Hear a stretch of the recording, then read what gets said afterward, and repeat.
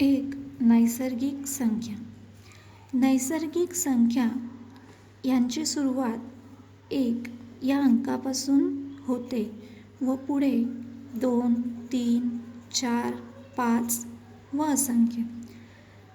सर्वात लहान नैसर्गिक संख्या ही कोणती आहे तर 1.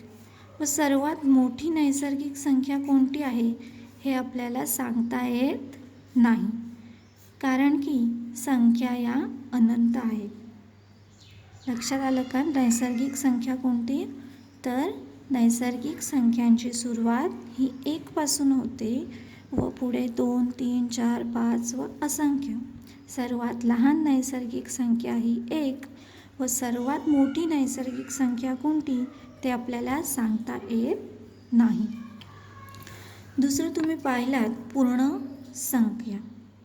तर पूर्ण संख्या या संख्यांचा जो समूह आहे या समूहाची सुरुवात कुठून होते तर 0 या अंकापासून होते. त्यानंतर 1, 2, 3, 4, 5, 6 व असंख्य. बरोबर. पूर्ण संख्यांमधली सर्वात लहान संख्या कोणती आहे तर ती म्हणजे 0. व सर्वात मोठी संख्या कोणती आहे? मोठी संख्या आपल्याला सांगता येत नाही. याचं निरीक्षण केलं तर तुमच्या एक गोष्ट लक्षात येईल आपल्याला की प्रत्येक नैसर्गिक संख्येचा समावेश पूर्ण संख्यांमध्ये होतो. म्हणजे प्रत्येक नैसर्गिक संख्या ही पूर्ण संख्या असते. पण आपण असं म्हणू शकतो का की प्रत्येक पूर्ण संख्या ही नैसर्गिक संख्या असते?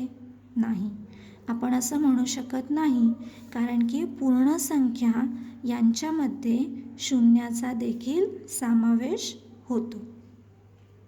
बरोबर. जर शून्याचा देखील समावेश होतो म्हणजे नैसर्गिक संख्या व पूर्ण संख्या यामध्ये फक्त या एका अंकाचा फरक आहे. लक्षात आलं? नैसर्गिक संख्या कोणत्या व पूर्ण संख्या कोणत्या? पहा, याच्यामध्ये कोणतीही या सर्व कशा संख्या आहेत तर धनसंख्या आहेत. बरोबर. या दोन्ही समूहामध्ये तुम्हाला कुठेही ऋण संख्या दिसते का? नाही. मग नैसर्गिक संख्या व पूर्ण संख्या याच्यामध्ये ऋण संख्येचा समावेश होतो का तर नाही. ठीक आहे. नैसर्गिक संख्या यांची सुरुवात 1 पासून होते, 1, 2, 3 व पुढे असंख्य. सर्वात लहान नैसर्गिक संख्या ही 1 असते व सर्वात मोठी सांगता येत नाही. पूर्ण संख्या याची सुरुवात कुठून होते तर 0 पासून होते व पुढे 1, 2, 3 असंख्य. सर्वात लहान पूर्ण संख्या कोणती? 0. व सर्वात मोठी पूर्ण संख्या आपल्याला सांगता येत नाही, कारण की संख्या या कशा असतात? अनंत असतात. बरोबर. तर नैसर्गिक संख्या व पूर्ण संख्या कोणकोणत्या असतात ते तुमच्या लक्षात आलं असेल. तसेच नैसर्गिक संख्या व पूर्ण संख्या याच्यामध्ये कोणता फरक आहे हे देखील तुम्हाला लक्षात आलं असेल. त्याच्यानंतर पुढे आपण शिकलो होतो त्या म्हणजे पूर्णांक संख्या. या पूर्णांक संख्या यांच्यामध्ये ऋण संख्यांचा देखील समावेश होतो. म्हणजेच 0, 1, 2, 3 म्हणजे पूर्ण संख्यांचा संपूर्ण समूह जो काय आहे ते 0, 1, 2, 3 या सर्व व असंख्य या सर्व धनसंख्या. तसेच -1, -2 किंवा आपण त्याला म्हणतो -3, -4, -5 व असंख्य -6, 7, 8 असंख्य. तर या सर्वांचा समावेश जो आहे तो पूर्णांक संख्येमध्ये होतो. म्हणजेच तुमच्या एक लक्षात येईल की या पूर्ण समूहामध्ये प्रत्येक नैसर्गिक संख्या येतेच, प्रत्येक पूर्ण संख्या देखील येते. मग ह्याच्यामध्ये अजून कोणत्या संख्या मिळतात तर ऋण संख्या. म्हणजेच पूर्णांक संख्या याच्यामध्ये धनसंख्या तसेच ऋण संख्या या दोघांचाही समावेश होतो, तसेच शून्याचा देखील समावेश होतो. म्हणजेच पूर्णांक संख्या या शून्य तसेच प्रत्येक धनसंख्या व प्रत्येक ऋणसंख्या यांचा समावेश पूर्णांक संख्या यांच्यामध्ये होतो. मग मला सांगा की मागच्या आपण आत्ताच पाहिलं की प्रत्येक नैसर्गिक संख्या ही पूर्ण संख्या असते, बरोबर. मग प्रत्येक नैसर्गिक संख्या ही पूर्णांक संख्या असते का?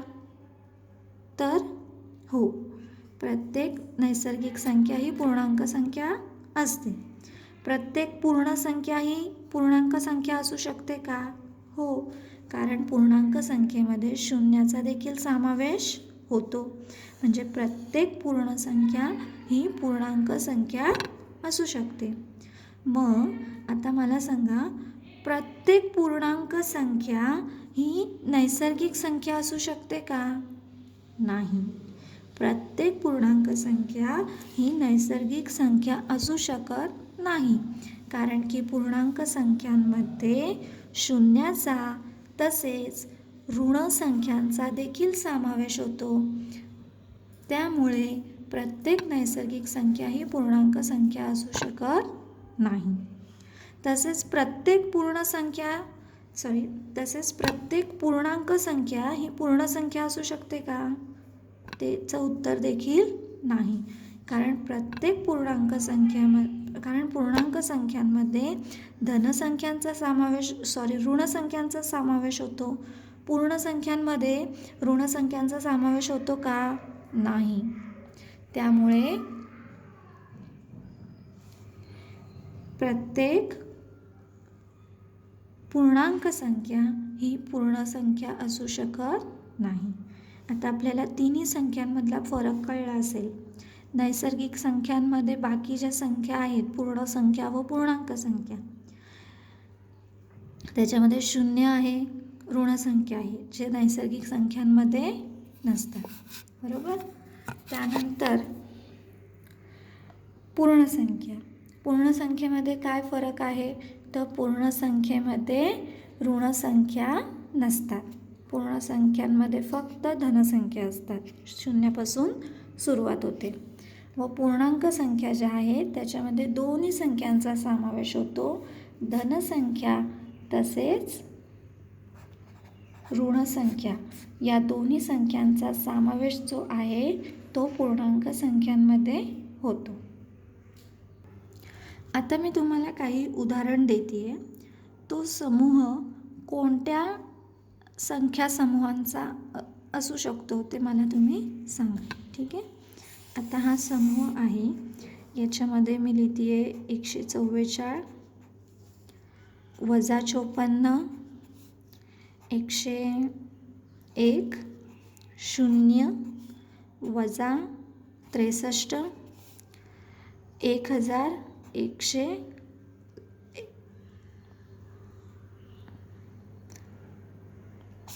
ठीक आहे. आता हा जो संख्या समूह आहे, हा संख्या समूह कोणत्या प्रकारच्या संख्यांचा आहे ते तुम्ही मला सांगा, ठीक आहे. नैसर्गिक संख्यांचा आहे की पूर्ण संख्यांचा आहे की पूर्णांक संख्यांचा आहे?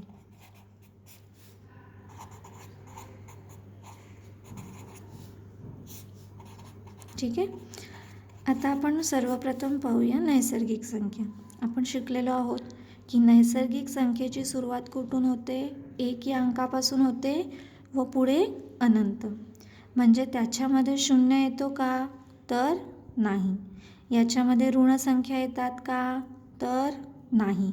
फक्त धनसंख्यांचा समावेश 1 या अंकापासून पुढील सर्व अंक. मग या समूहामध्ये आपल्याला शून्य देखील दिसतोय व ऋण संख्या देखील दिसतात. म्हणजे हा समूह नैसर्गिक संख्यांचा असू शकत नाही. त्याच्यानंतर आता आपण पाहूया पूर्ण संख्या. हा समूह पूर्ण संख्यांचा आहे का? तर आपण शिकलेलो आहोत की पूर्ण संख्या ज्या आहेत, पूर्ण संख्यांमध्ये 0 आहे, त्यानंतर 0, 1 व त्या 2, 3, 4, 5 व पुढील असंख्य संख्या, पण फक्त धनसंख्या. पूर्ण संख्यांमध्ये ऋण संख्यांचा समावेश होत नाही. पण या संख्या समूहामध्ये आपण पाहू शकतो की ऋण संख्यांचा समावेश झालेला आहे. म्हणजे हा पूर्ण संख्यांचा समूह आहे असं आपण म्हणू शकतो का? तर नाही. आता पुढे आहे पूर्णांक संख्या. पूर्णांक संख्यांमध्ये आपण पाहिलं की पूर्णांक संख्यांमध्ये 0, तसेच धनसंख्या, तसेच ऋणसंख्या यांचा समावेश होतो. मग या संख्या समूहामध्ये 0 आहे, धनसंख्या आहेत, ऋणसंख्या देखील आहेत. म्हणजेच हा संख्या समूह हा पूर्णांक संख्यांचा संख्या समूह आहे असं आपण म्हणू शकतो. आता तुमचं क्लिअर झालं असेल की नैसर्गिक संख्या कोणत्या, पूर्ण संख्या कोणत्या व पूर्णांक संख्या कोणत्या. आता आपल्याला या पाठात शिकायचे आहे की परिमेय